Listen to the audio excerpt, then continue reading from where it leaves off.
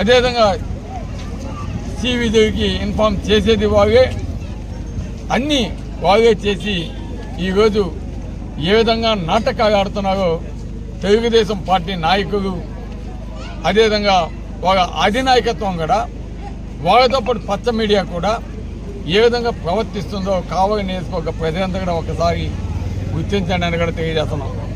ఎందుకంటే దానికి సంబంధించి ప్రూఫ్స్ ప్రతి ఒక్కటి కూడా ఉన్నాయి, పెద్దలందరికీ కూడా తెలుసు. ఎందుకంటే ఆడ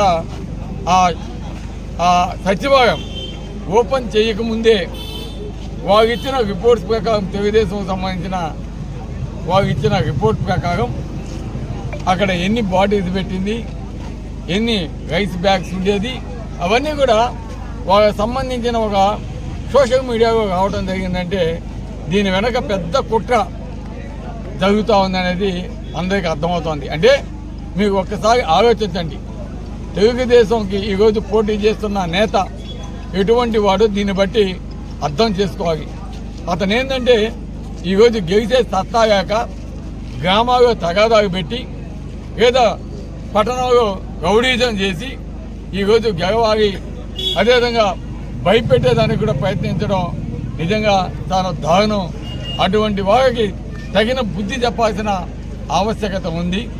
దీని మీద అటు విజయ్ కావచ్చు, విజిలెన్స్ కావచ్చు, ఇటు పోలీస్ డిపార్ట్మెంట్ కూడా సమగ్రమైన విచారణ జరిపించి, ఎందుకంటే దానికి కంప్లైంట్ చేసింది కూడా ఈరోజు తెలుగుదేశం నాయకుగానికి కూడా చెప్తా ఉన్నారు. అంటే వాళ్ళు బాగా ఏదో అంటే చెప్పే కదా, గతంలో ఎవరైతే అభ్యర్థిగా పోటీ చేస్తున్నాడో ఆయన అన్నాడు కోడికత్తి అది ఇది ఇవన్నీ కూడా చెప్పాడంటే అవన్నీ ఈరోజు జరగబోతూ ఉన్నాయి, ఇవన్నీ కూడా చేయబోతున్నారు.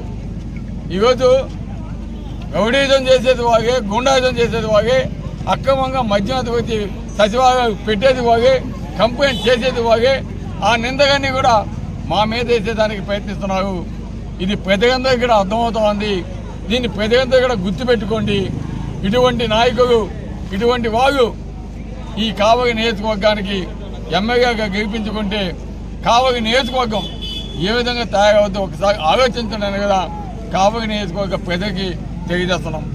ఈరోజు మేము ఒకటే చెప్తున్నాం, మా కావలి నియోజకవర్గం అభివృద్ధి పదంలో పోయే విధంగా ఈరోజు మేము కానీ, మా నాయకులు కానీ, మా గౌరవ ముఖ్యమంత్రి కానీ మేమంతా కూడా కోరుకునేది. అంతేగాని ఇక్కడ అగలు సృష్టించి ప్రశాంతమైన వాతావరణాన్ని భంగపరిచి ఆ విధంగా చేయాలని మా నాయకులు కానీ, మాకు కానీ ఎప్పుడు కూడా లేదు. గతంలో కూడా నా మీద అక్రమంగా బీదా రవిచంద్ర గారు 6 కేసులు మద్యం కేసులు నా మీద పెట్టున్న మాట వాస్తవం. దానికి సంబంధించి దాన్ని విచారణ కూడా కొనసాగుతుంది. దోషి ఎవరైనా శిక్షించబడతారు, నిర్దోషి అయితే నిర్దోషిగా బయటకు వస్తాం.